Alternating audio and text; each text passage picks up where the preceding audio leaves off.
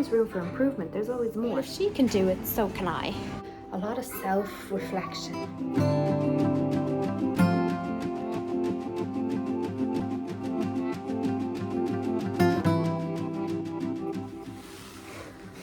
So I'm just going to refer to some of the notes I have here.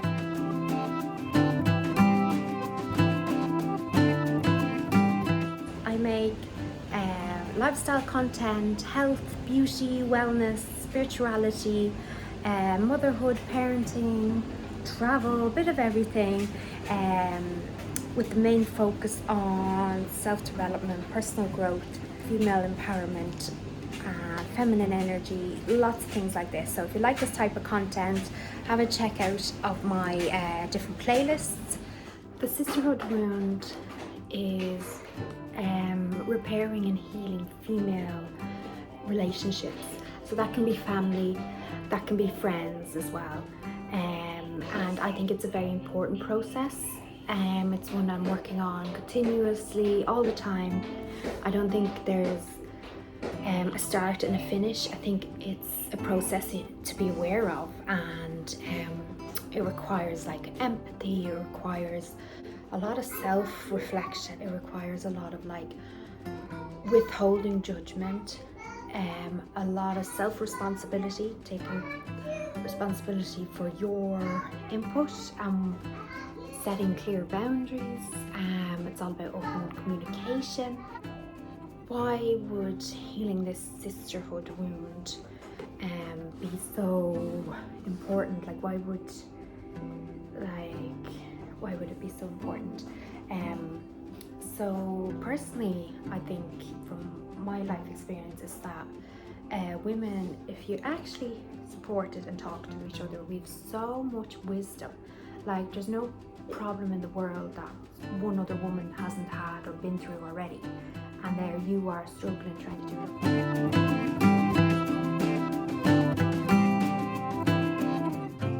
to do it all yourself. It's like be smart and learn from other women or be inspired by other women. Like I think when this sisterhood wound gets bad, it makes us very competitive among women, and I've been at fault myself, trying to keep up, trying to not outdo, but trying to like there's healthy competition, but like when it turns that unhealthy competitiveness, not letting another female like have their moment and shine. So what do you guys think about this? Would you guys agree or disagree or think that's relevant? So I think first of all, wisdom. Why do you want to heal this sisterhood wound and have strong, powerful, connected, understanding relationships with other women? I think is that other women are fiercely protective of each other. Fiercely. It's like if you're my friend, that's it. You stand up for each other, you love your friends like you love family. That this is a really good advantage to have in life. Like if you don't network and you don't have connections and community, what's the point? What's the point? How are you going to do all this on your own shoulders? You can try, but I really feel like it's nourishing, it's empowering, it's I think becoming a mother has really made me notice that you do need that.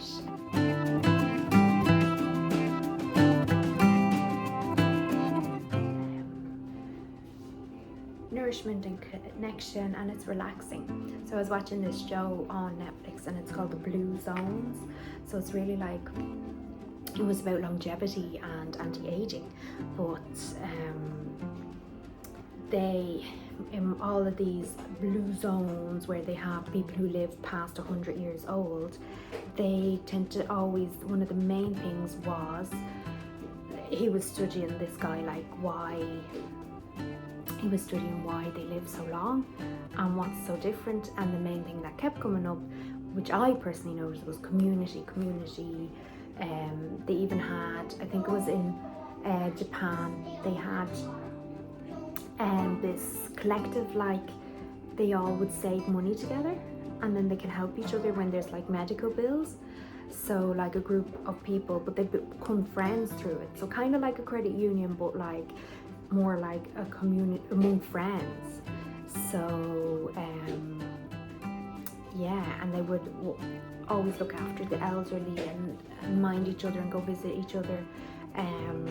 So do you see how nourishing good relationships are?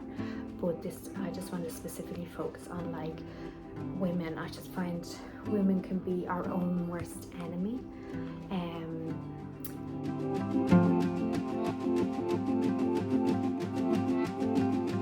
Another reason to work on the sisterhood wound, I don't think it's just women your own age. I think it's women throughout history, women, they call it like generational trauma. So like, if you think about this, I saw this really powerful image. Right, I'm tying this all together, so I'm going off on tangents here. But what I'm trying to say is, look at the power of healing this sisterhood wound. And you think, oh, well, I have female friends and I have good relationships with my sisters and cousins or aunties or any other females, even colleagues in work. But there's always room for improvement. There's always more.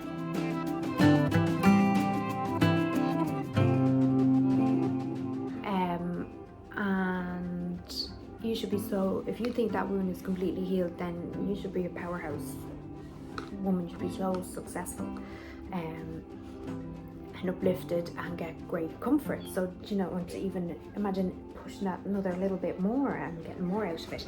So I was talking about the generational trauma. So yeah, I saw this artwork image. So it was like a mother with a baby in her tummy, and then in the baby's tummy there was another baby.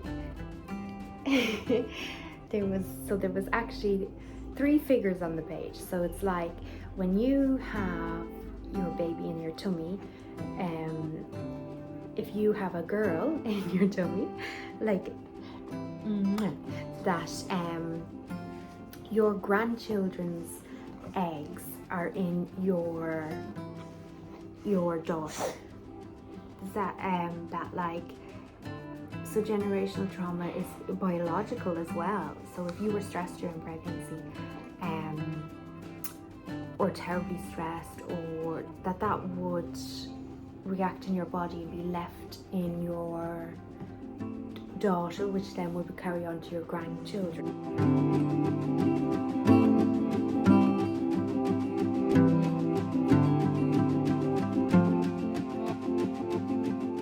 It was just a really powerful image. I'll try find a reference of the image for you guys. What are you trying to find? Drink of water. So yeah, hashtag real life, hashtag expectations, or what is there, Instagram versus reality.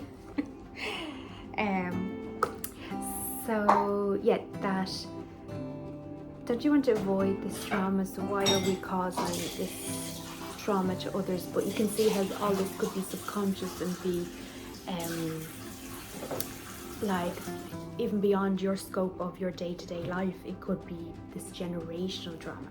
So I think strong women build big empires, and there's always been strong females throughout history.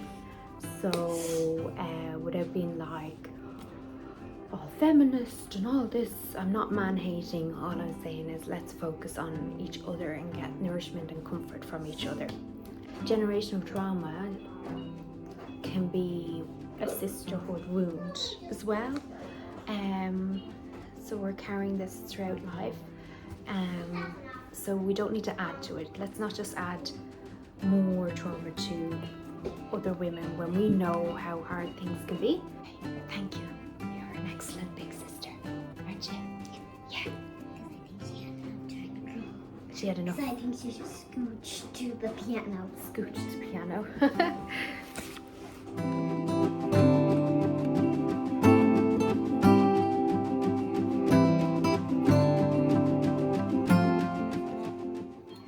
So I think the very first step is to Start with yourself. Start with the man in the mirror. No pun intended. Start with the female in the mirror. The first step is self-awareness. To really be honest and look at your own behavior, your own attitudes towards other women. Like, for example, I used to look at some with social media, like even other creators, and I'd be like, oh, she was reviewing something, and to me it seemed like superficial, but why was I so like thinking she was being superficial and like a bimbo? It was my own prejudice, my own bias, because I wasn't pushing myself. I could do, the only reason I was jealous was that it's looking at some of these other bloggers and they make it look really easy and simple, all these other content creators. Was my own attitude. It's like, no, it's you're noticing in them that, oh, you like what they're doing, but you don't want to admit it, and they're making it look easy, and that makes your not doing it, your lack of putting in the effort and the work, more obvious. It's if you tried just as hard, then maybe you'd be there in their position. So, for example, they said, like, I read this quote that you don't get, like, you wouldn't get jealous of a race car driver. Like, someone like me wouldn't necessarily get jealous of a race car driver. You might admire them, you might think it's a great skill. You might think it's a great skill and you might admire them. That has a skill that you can't see yourself doing. Like a coal miner or something so random and that you wouldn't think like I would like to do. So jealousy is realizing that it's jealousy is more to do with because you see a little bit of yourself in that person. So yeah, first step with sisterhood wound and being kind to other women is working improv is working with your own attitudes and bias and prejudice towards other women. Be kind, because they might be making it look easy, but they have their struggles and their skills that they've worked on maybe in private and you don't see it all. Like, we only put the highlights on social media. All this, even this video is edited. So so have you ever you have to be self-aware that have you ever gossiped or made judgment about other women? You really never know what's going on at home, so you really never get the full picture. So it's like you can't even comment. So I'm trying to work on this and I'm not perfect. I just think these are, like, with a bit of research I've done for this video, these are kind of the guidelines they're coming up with, that these are the things that should help. So I'm going to implement them, maybe give you more of an update, or let's just all try become aware as well. Isn't that right, Alana? So commit to your own personal growth. Focus on yourself so that you're not feeling this need to be jealous or competitive. Alana would like to show you her lunchbox. Point 2 is to cultivate compassion and understanding and empathy. I think a lot of these problems can be solved with empathy and seeing things from other people's point of view. So put yourself in the shoes of another woman. Imagine yourself a day in her life. Imagine a day in her life. Imagine the struggle she has. Like, you don't know her full history. You never know. So life is really multifaceted. It's not this straightforward, linear thing. So I don't think you can summarize people and put them into boxes, categories, and they stay there, and that's then you can handle them well. It's everybody's unique and every woman's unique. So just because you don't agree with somebody's choices doesn't necessarily mean they're not valid in their world. Everybody has free will. So really contemplating this and maybe journaling on this and wrapping your head around genuine empathy really helps your friendships and your family relationships so much, because you can help people, you can understand people, but it's not a reflection of you as a person. That's their life, their decisions, and if they ask for your opinion and advice, you can give it in a kind way, but you have to understand that people have their own struggles. You genuinely don't know what's happening. Everybody makes choices that best suit their life, not just out of survival mode, but or self-interest or selfish reasons. People just genuinely, they have to make sure they're okay first. They can't help you otherwise, and I think that's, if you have the empathy for that, understanding. Yes, come on. Yes. Try cultivate some empathy and always put yourself in somebody else's shoes before you're quick to comment or gossip or judge. Okay, there's venting. It's good to vent a little bit, but vent into your diary, into your journal, and remove the emotion from the thought, and then you're more clear-headed and you're able to interact with that person in a better mind frame, I think, and a more understanding mind frame. Point 3 is open and honest communication. So to lead by example. So to repair these type of sisterhood wounds is ask for a conversation, lead by example, and be honest and open yourself, and then just hope that the other person follows suit, and you can clear up any understandings, and try to get a dictionary on alien language. This is going out around Halloween time, so we don't normally run around the house dressed up as aliens, but we might as well.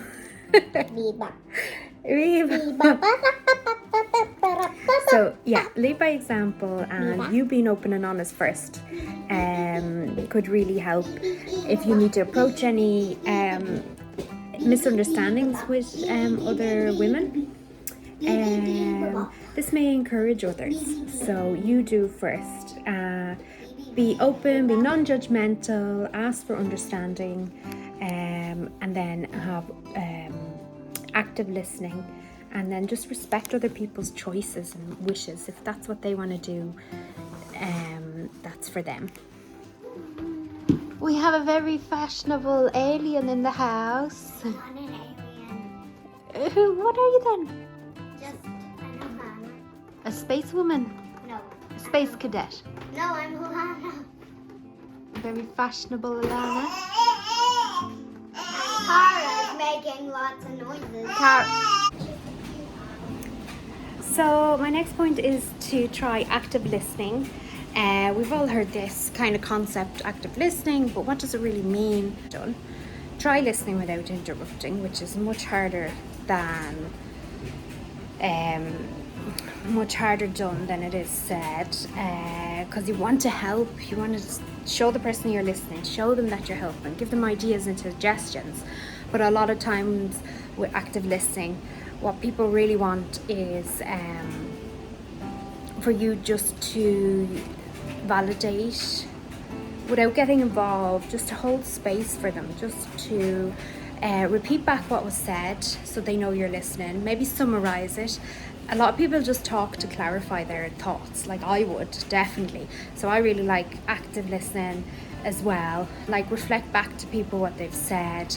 This is a real skill. Like, it sounds so simple, but like I really struggle with this. Don't know if you do as well. Let me know down below if there's anything you want me to clarify or talk more about, or if you struggle with this as well. So summarize and reflect back to somebody what they've said. And when we talk, especially women, I think a lot of what we really just want is acceptance. So each to their own, try accept people. Now my next point is apologize if needed. Say sorry to your friends and your family. Sincere apology, try put things right. And I think acknowledgement, like everybody likes if you, well, I can see it in other people if they've come all the way to apologize or apologize in their own way, and then they say like I've tried this, or I'm going to try to do this different, and acknowledge that they have an alien. Acknowledge what they're apologizing about, or just acknowledging their actions. Sometimes people, just acknowledgement is almost enough. Like some things you can't put right, or some things I've said and the damage is done. But try apologize if you had a falling out with somebody, or you've afterwards noticed, or just check in with them and be like, hey, I was thinking about this the other day and I said this and this, did that upset you or not? Do I need to apologize? Like, I think even that kind of emotional maturity really sets you on the right path and builds a strong connection and trust. Isn't that right, Alana? And you have to apologize to your kids as well, don't you, if you lose your temper and you shout. I have a flesh-eating alien. Support and collaborate. Try with other women to support small businesses, support people's ideas and their passions. Don't sit back and wait and say, oh well, when it gets bigger then I'll support. Like, even if it doesn't work out, it's not about that. Be a model for somebody. Like, I was always really grateful when I was starting out in the beauty therapy. I used to need clients or models, and they say, like, start with your friend circle, ask them. So it's great when family and friends can support you in that way. And that's an example from my life. Ladies, I hope you found these tips helpful, and just even to have notice these thoughts and verbalize them, or like working on your personal growth like this. I'm really wanting to foster this great female friendship, even with your family members. You'd be so surprised what you learn from other women. You'd be so surprised. Like, use them as your mentor, as your inspiration, and network, because you have so much to offer them as well. You have so much to offer another woman. Like, we've all been through similar things. You're not the first person in the world to have, like, boyfriend or husband trouble, or like stuff with your kids. Like, somebody's been through something similar. They could just tell you one thing, one sentence, one word, and it clicks in your mind. It helps you immensely. Or I always like to, it's like that permission. If another woman is doing it, you're like, well, if she can do it, so can I. And that really helps with, like, if you're trying to lose, like, weight, or level up, or build a business. It's like, oh, well, look how they made it look, and look, yeah. So I hope I am communicating that effectively, and let me know if you like this type of content, or more vlogs that I do, or these kind of researched chatty videos. And hope to wishing you all the best, and look after each other, and go pick up the phone right now. Go pick up the phone right now and call it a friend, a girl friend, and connect with her, and hopefully we'll chat soon again, and enjoy. I'm going off to enjoy Ladies' Night, which has inspired me to make this video in particular. Until next time, bye.